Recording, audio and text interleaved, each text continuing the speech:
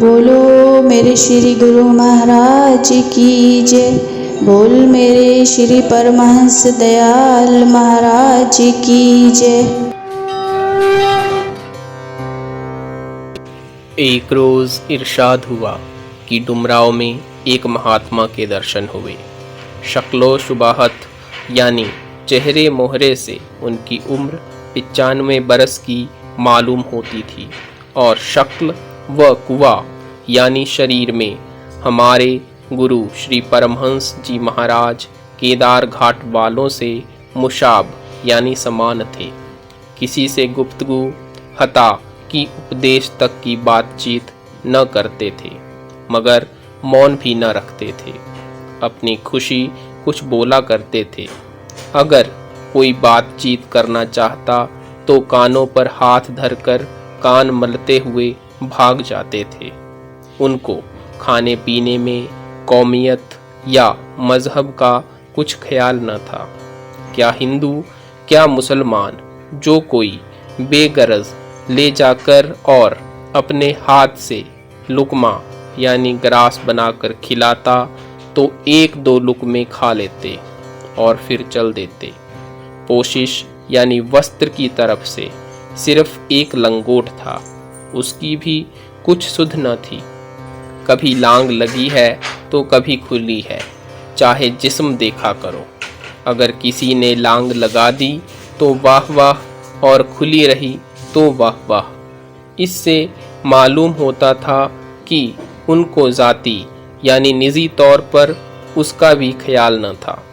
उनका मालूम यानी नियम था कि बाग तालाब या नंदनवन की ओर से आते और सीधे बाजार में होकर निकल जाते। हमसे अक्सर मिलते थे, मगर ज़बानी बातचीत कभी न करते थे और न हमसे कभी अमर यानी ज़बानी दरियाफ्त किया। शनाख्त यानी प्रत्यक्ष में ऐसा भी मालूम होता था कि महात्माओं की आखिरी मंजिल में उनको कयाम यानी पहुँच था, यानी कुल रास्ता तय कर चुके थे। उनकी मजजूबी यानी साधना व्रत थी, मगर बकना या शोरोगुल की हालत न थी। किसी को सख्त व सुस्त यानी बुरा भला भी न कहते थे, सिर्फ अपने को बचाते थे।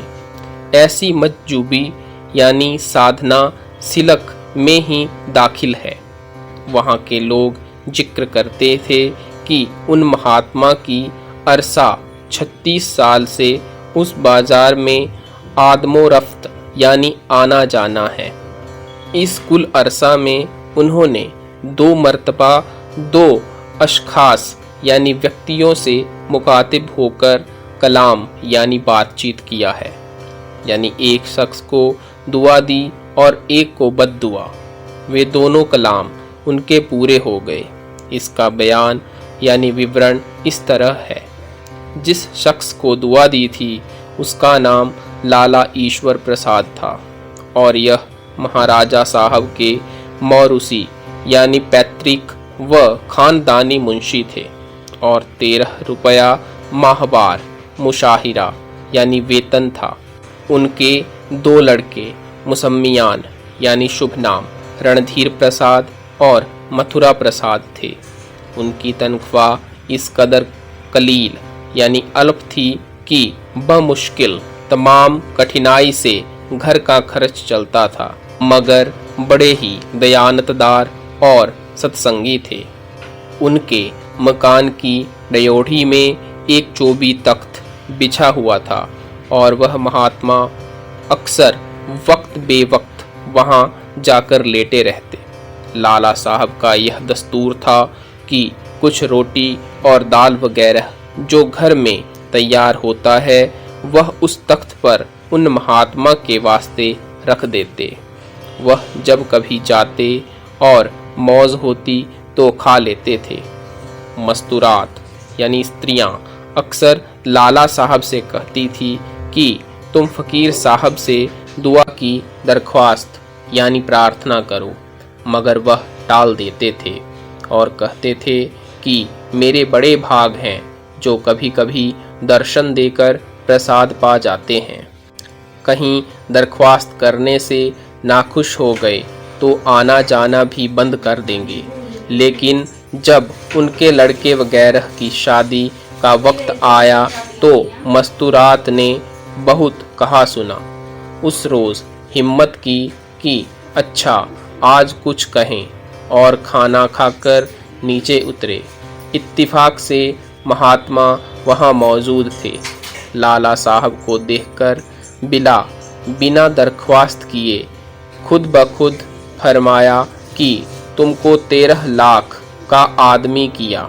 यह फिक्रा यानी वाक्य कहकर खामोश हो गए।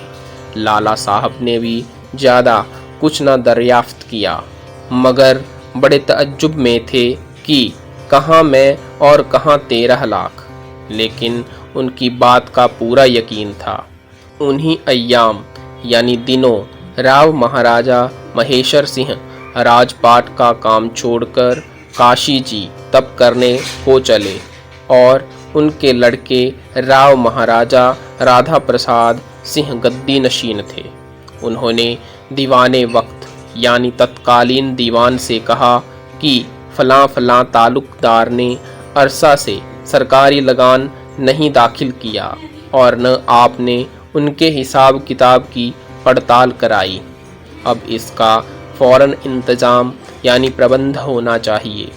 दीवान साहब ने अर्ज किया कि उन ताल्लुकदारों से हमारा ख़ानदानी पुराना ताल्लुक है, इसलिए मैं खुद तो उनके हिसाब का मुआयना कर नहीं सकता, क्योंकि उनका हिसाब ज़रूर ख़राब है, मुफ्त रंजिश पैदा होगी। और दूसरा कोई मोतबर शख्स मिला नहीं। एक शख्स मुंशी ईश्वर प्रसाद एतबार यानी विश्वास का आदमी है, उसको कल रवाना करूँगा। दूसरे रोज़ लाला साहब को अहेरिया गांव की पड़ताल का हुक्म मिला। जाकर हिसाब देखा तो लाखों रुपए का गबन था।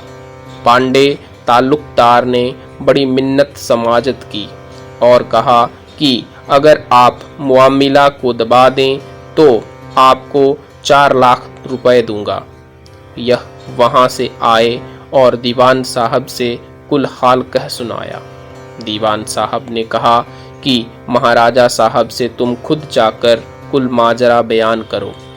गरज उन्होंने दीवान साहब को बुलाकर कहा कि देखो यह शख्स कैसा ईमानदार है कि इसने 4 लाख की रकम को भी मंजूर न किया। अब मेरा यह ख्याल है कि उन लोगों से सरकारी रुपए के वसूलियाबी की तो कोई उम्मीद है नहीं। अगर इस गरीब का भला हो जाए तो क्या हर्ज है। इसलिए उनको बुलाकर कह दिया कि तुम जाकर वह 4 लाख रुपया ले लो। गर्जा लाला साहब ने वह 4 लाख रुपया ले लिया। उसके बाद चैनपुर और भमा गांव की पड़ताल का हुक्म मिला और महाराजा साहब ने यह भी कह दिया कि ये लोग हमारे भाई बंधु हैं, इन पर हम कुछ सख्ती नहीं कर सकते। सरकारी रुपया की वसूलियाबी की तो उम्मीद नहीं, जो कुछ तुमको दें उसको ज़रूर ले लेना। गरज उन दोनों गांवों के ताल्लुकदारों ने भी तकरीबन 8 लाख रुपए दिए और 1 लाख के करीब राज से इनाम मिला और वह 13 लाख की रकम पूरी हो गई। बाद में महाराजा साहब को उनसे ऐसी मोहब्बत हो गई और खानगी यानी पारिवारिक तौर पर यहाँ तक कह दिया कि अगर राज के खंबे तक बिक जावें उस वक्त तक भी परमात्मा ने चाहा तो हमारी तुम्हारी मोहब्बत में फ़र्क न आवेगा। उनके वसीले से लाला साहब को और बहुत कुछ प्राप्ति हुई और बद्दुआ यानी अभिशाप का हाल इस तरह है कि जब लाला ईश्वर प्रसाद को यह दुआ मिली तो और लोगों को भी खप्त यानी बुद्धि विकार हुआ और महात्मा का पीछा पकड़ा। एक साहब वासिलुद्दीन इंस्पेक्टर पुलिस ने तो यह हाल कर दिया कि हर वक्त दुआ के ख्वास्तगार यानी प्रार्थी इच्छुक होते। एक रोज यह थाना में कुर्सी पर बैठे थे कि वह महात्मा थाना में चले आए और उनके मुकाबिल यानी बराबर एक कुर्सी पर बैठकर कहा कि वसीलुद्दीन तुम बर्खास्त, और यह कहकर चल दिए। अब क्या था, इंस्पेक्टर साहब का खून खुश्क हो गया। शाम को डाक खोली तो हुक्म मिला कि फलां कत्ल के मुकदमा में तुमने असलियत को छुपाया, इसलिए तुम बर्खास्त किए गए। अब इंस्पेक्टर साहब ने अपने अयाल यानी परिवार और कुल सामान को तो वतन रवाना कर दिया और महात्मा के पीछे हो लिए कि अब इस पीरा नासाली यानी बुढ़ापे में ऐसा रोजगार तो मिलने से रहा, अब जाएं तो कहाँ जाएं। अगर कुछ उम्मीद बरअरी की सूरत है तो उन्हीं महात्मा से। जब इंस्पेक्टर साहब को बहुत अरसा घूमते फिरते हो गया तो एक रोज खड़े होकर कहने लगे कि चला जा रांची, और फिर भाग पड़े। बस इंस्पेक्टर साहब उसी रोज रांची रवाना हो गए। वहाँ अफ्यून की कोठी में हेड क्लर्क की जगह खाली थी। साहब बहादुर ने एक बक्स रखवा दिया और हुक्म दिया कि कुल उम्मीदवार सुबह अपनी अर्जियां इसमें डालें और हुक्म के मुंतज़र यानी प्रतीक्षा में रहें। उन्होंने भी अपनी अर्जी डाली।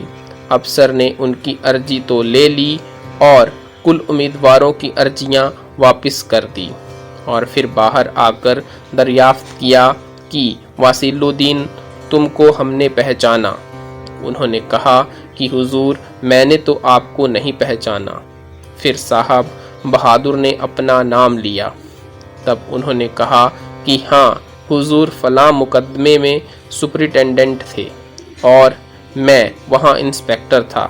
फिर साहब ने सब हाल दरियाफ्त करके वह जगह उसको दे दी और कुल उम्मीदवारों को कहा कि आप लोग जावें, यह हमारा पुराना मातहत है, हमने इसको पसंद किया और 80 रुपया माहवार मुशाहिरा यानी वेतन और 3000 रुपया कमीशन की गुमाशतगिरी की जगह अता यानी प्रदान फरमाई।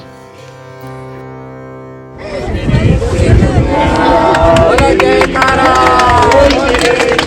महाराज की